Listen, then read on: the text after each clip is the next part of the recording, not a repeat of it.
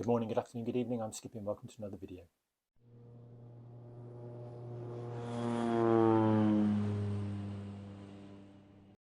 Just as a quick aside, yesterday I decided to try and hang the models in my room a little bit neater rather than higgledy-piggledy. So I've just hung them up on two nails, as you can see if we zoom in. Here we go. Two nails. They're on the straws there because the wings stuck further out from the wall, but where they don't, you can see that they just fit neatly in there. They all line up, and then the SE5 is there hanging by its tail. So yes, I think they look a lot neater. It's a nice little storage solution. Right, this is going to be a quick video, or short video hopefully.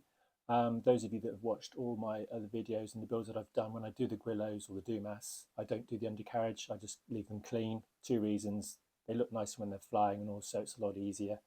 And also I'm concerned that the gear will just rip off, and I don't want it flying, creating drag. The only one that does have gear permanently is the SE5A behind me, obviously because that's the one wall on biplane, and it just wouldn't look right if it didn't have that. When I was doing the FW190, at the beginning I did discuss perhaps trying to fit some undercarriage that I could perhaps remove, and then choose to fly with it or without it, but I chickened out and just went for the clean lines. But whilst I was having a clean out of my build the other day, I found this in the garage. I thought, interesting, that could be something I could perhaps adapt to use for making removable undercarriage. It's off an old glider, power glider. It would slot in and then lock in. So that's what I'm going to have a quick look at today, see if I can do that. So what I'm thinking of doing is using some plasticard, is perhaps making a pocket that fits in. Obviously it'd be on both sides, and then somehow I fix this pocket into the model, and I'll use balsa to create the spacing. So I'll build it up so it's the right height, sand it down, and then have a nice slot that will go into. Okay, I got carried away and I didn't do any photos of how I created the plastic slot for this to fit into. And what I've done, I've jumped ahead and decided I haven't flown the Zero for quite a long time, so I'm going to use this as the test model for that theory, that concept of undercarriage. So I can show you here. You can see that I've created, with the plasticard, the slot. There's the balsa that keeps it separated.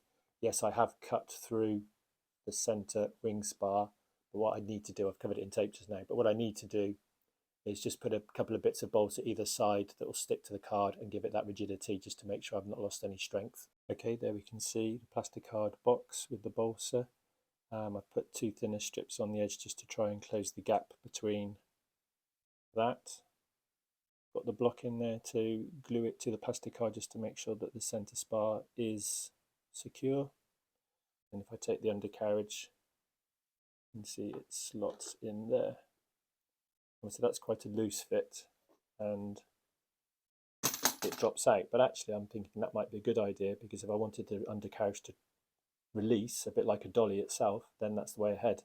And I'm thinking if I want it to stay in, perhaps I'll wrap a bit of tape around. So I'll have a go at that now just to see how tight it is. Okay, I was trying to find a suitable small tail wheel, looking on the internet. They're not actually cheap, and then I thought, right, I've got some UMX airplanes that I don't fly very often at all. And they obviously have small wheels, so I went into the garage and I pulled out this wheel from the UMX MiG. And what I've done, I've created the tail wheel shape and size. It does free spin, which is nice. And similarly to how I've done the front undercarriage, what I've thought of is putting tape around the wire to bulk it up. And then I've used a piece of pipe or tube, if I can't find the offcut.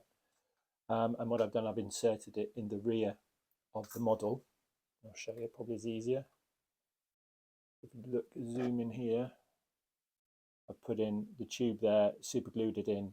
It's not very big and it's up against the former, and it fits really neatly in there. And then with this, I can do it on camera, twist that in nicely, slide it all the way in as far as it will go.